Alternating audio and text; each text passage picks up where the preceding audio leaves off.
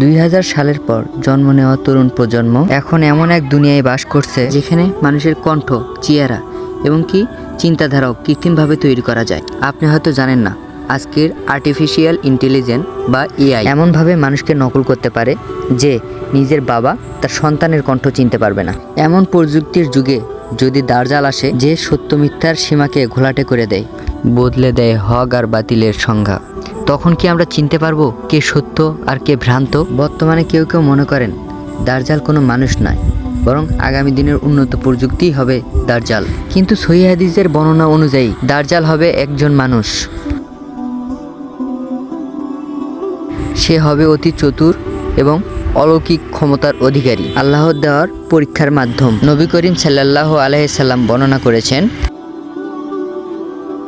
দার্জালের এক চোখ হবে অন্ধ এবং সে এমন কিছু করবে যা মানুষকে তার ঈশ্বরত্বে বিশ্বাস করাতে বাধ্য করবে। এক হাদিসে বলা হয়েছে, সে মেঘকে আদেশ করবে বৃষ্টি দিতে, জমিকে বলবে ফসল ফলাতে। এখন প্রশ্ন হচ্ছে, দার্জাল একজন মানুষ হয়ে কিভাবে এইসব করবে? এটা কি প্রযুক্তির সাহায্য ছাড়া করা সম্ভব? দর্শক, এখনকার প্রযুক্তির দিকে একটু তাকান। এআই মানুষের মুখ নকল করে ভিডিও বানাইতে পারে, যেমন ডিপ ফেক, ভাষা নকল করে কথা বলাতে পারে। রোবট এখন অনুভব করতে পারে এবং চ্যাট জিপিটির মতো এআই এখন লাখো মানুষের চিন্তা নিয়ন্ত্রণ করতে সক্ষম। দার্জাল যদি এইসব প্রযুক্তি সর্বোচ্চ শক্তি নিয়ে হাজির হয়, তাহলে কি কি অলৌকিক কাণ্ড ঘটাইতে পারে একবার চিন্তা করে দেখেছেন? ধরুন, দার্জাল এমন একটি এআই সাম্রাজ্য গড়ে তুলল যেখানে মানুষ তার ভিআরএস বা ভার্চুয়াল রিয়েলিটি চশমা দিয়ে জান্নাত দেখে, কিন্তু বাস্তবে সেটা ধ্বংসস্তূপ। এই কারণেই নবী সাল্লাল্লাহু আলাইহি সাল্লাম বলেছেন, এক হাতে থাকবে জান্নাত আর এক হাতে থাকবে জাহান্নাম, কিন্তু প্রকৃত অবস্থায় হবে সম্পূর্ণ বিপরীত। দার্জালের জাহান্নামের আগুন হবে প্রকৃতপক্ষে সুমিষ্ট পানি এবং জান্নাত হবে জাহান্নামের আগুন। বিজ্ঞানীরা বলছে, ভার্চুয়াল রিয়েলিটি বা নিউরো সিমুলেশন ব্যবহার করে এমন এক প্যারাডাইস সিমুলেশন বানানো সম্ভব যেখানে মানুষ সুখ, আনন্দ, প্রশান্তি অনুভব করবে মস্তিষ্কে সরাসরি ইলেকট্রিক সিগন্যালের মাধ্যমে।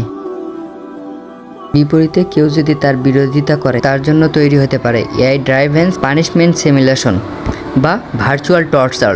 অর্থাৎ আসল জগতে কিছুই ঘটছে না, কিন্তু এআই এমন একটি ইলিউশন তৈরি করবে বা ভ্রাম তৈরি করবে যাতে লোকজন দার্জালের জান্নাতে থাকতে চাইবে আর তার জাহান্নামকে ভয় পাবে। নওয়াজ বিন সামান থেকে বর্ণিত, নবী করিম সাল্লাল্লাহু আলাইহি সাল্লামকে দার্জালের চলার গতি সম্পর্কে জিজ্ঞেস করা হলে তিনি বলেন, দ্রুতগামী বাতাস যেভাবে পানিকে চালিয়ে নেয়, দার্জালের চলার গতি হবে সেই রকম। AI control hyperloop, drone ports, advance VTOLs বা এয়ারক্রাফটস। ভবিষ্যতের দুনিয়ায় এমন সব ট্রান্সপোর্ট সিস্টেম থাকবে অল্প সময়ে দার্জালকে এক দেশ থেকে অন্য দেশে নিয়ে যাবে।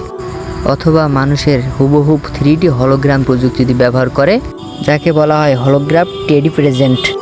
তাহলে দার্জাল একই সময়ে অনেক জায়গায় উপস্থিত হতে পারেন, যদিও তার আসল দেহ সেখানে নেই। মানুষ ভাববে সে তো অলৌকিকভাবে সব জায়গায় হাজির, অথচ এটি প্রযুক্তির মাধ্যমে ভার্চুয়ালভাবে বা অগমেন্টেড প্রেজেন্ট। হাদিসে এসেছে, দার্জাল মানুষের কাছে গিয়ে বলবে, আমি যদি তোমার মৃত পিতামাতাকে জীবিত করে দেই, তাহলে তুমি কি আমাকে প্রভু হিসেবে মানবে? সে বলবে, অবশ্যই মানব। এই সুযোগে শয়তান তার পিতামাতার আকৃতি ধারণ করে বলবে, হে সন্তান, তুমি তার অনুসরণ করো, সে তোমার প্রতিপালক। গবেষকরা বলছে, AI robotics cleaning defect neural ম্যাপিংয়ের মাধ্যমে ভবিষ্যতে এমন মানব সদৃশ রোবট তৈরি করা সম্ভব যা নির্দিষ্ট মৃত ব্যক্তির মুখ, কণ্ঠ এবং স্মৃতি নকল করতে পারে। চ্যাট জিপিটির মতো মডেল দিয়ে সে রোবট কথা বলবে যেমনটি ওই মৃত ব্যক্তি বলতো। ফলে উপস্থিত জনতা মনে করবে, আরে সে আসলেই তো জীবিত হয়ে উঠেছে। তবে এটি প্রযুক্তিকে এক ভয়াবহ প্রতারণা, যা একে অলৌকিক মনে করাবে।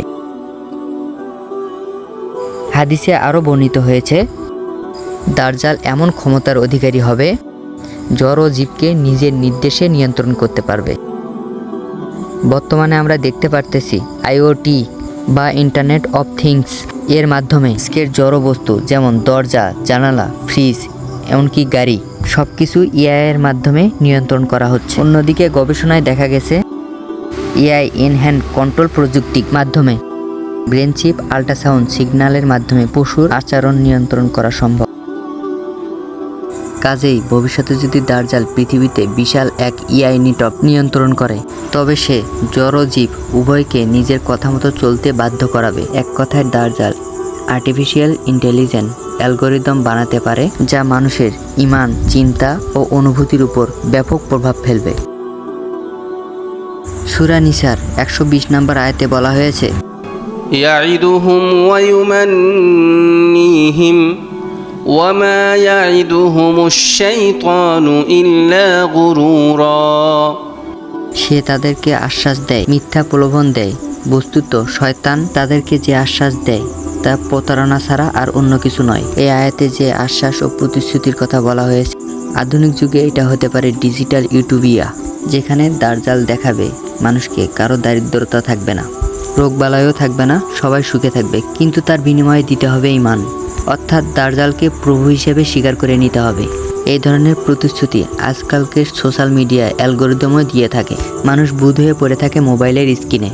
ডিজিটাল দুনিয়ায় সব মিথ্যা প্রতিশ্রুতি ও অলীক কল্পনায় বিভোর হয়ে মানুষ আর বাস্তবতার আলোকে ভাবতে শেখে না। বিশ্বাসের জায়গায় তখন শুধুই ভর করে ডেটা ও ট্রেন্ড।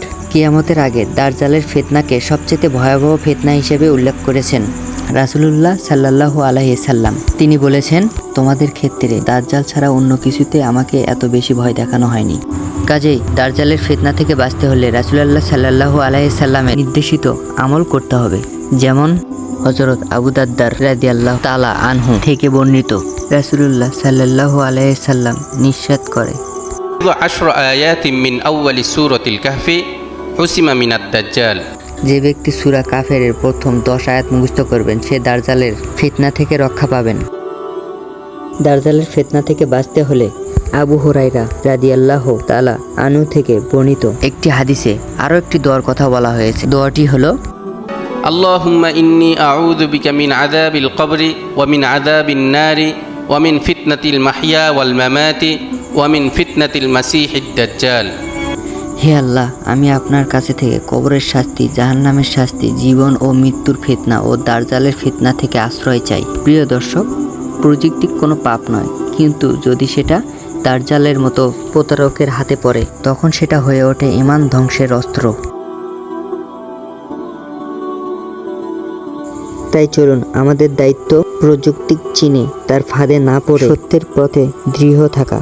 মহান আল্লাহ তাআলা দাজ্জালের সেই ভয়াবহ ফিতনা থেকে আমাদের রক্ষা করুন, আমিন। আরিফ আহমেদ, হতাশ পোলাপানের অ্যাডমিন।